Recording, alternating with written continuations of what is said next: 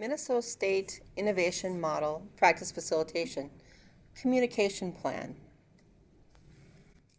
Today we'd like to talk about communication plan. And basically we want to kind of get you in the arena of who should you communicate to, what, when, where, how, etc., so that you are prepared for whoever your audience may be to talk about the work that you're doing. So when we look at who, really think about who should you communicate with, and you should start communicating immediately from the beginning of your project all the way through the entire project. Do not wait until a few months into your project to start communicating. Start early and communicate often and in various formats of what you identify are key ways within your organization.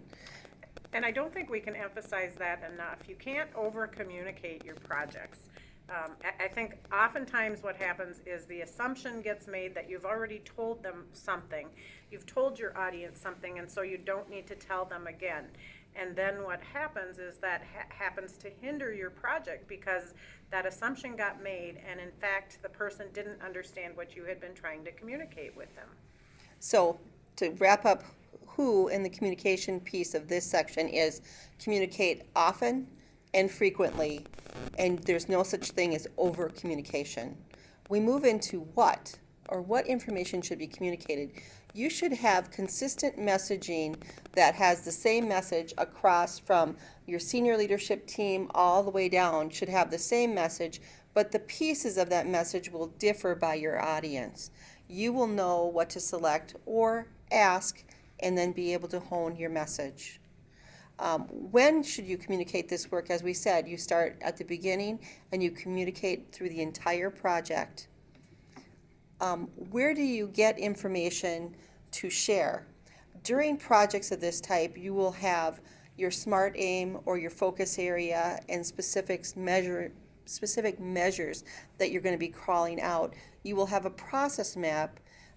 You'll have documents of what your current state is and what your future state and where you'd like to get to and how you're getting there. You'll have a trend chart to show your visible data in a graph, as well as collect your numbers, your numerator, denominator for your trend charts. Also, evaluation measurement document. What's your population? Who specifically is included? Who is excluded? Those pieces are key. And then your PDSA document or your small test of change. That tells your story. You keep these specific documents to be able to utilize them to tell your story and to communicate. How do you communicate about the work? Well, that will depend on your organization. Is it face-to-face?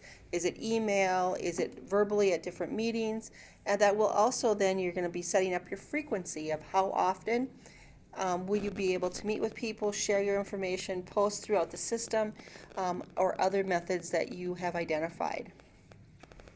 We go on further to give you a little table for key messages of who, how, and then the date completed.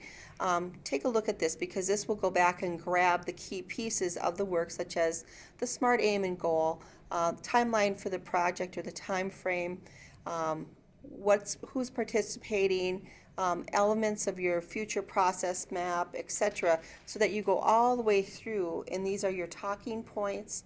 And you might want to write keynotes for different groups that you're speaking to as well.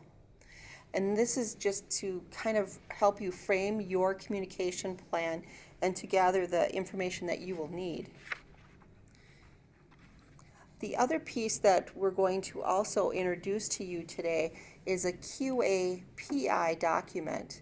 And this comes out of cms.gov.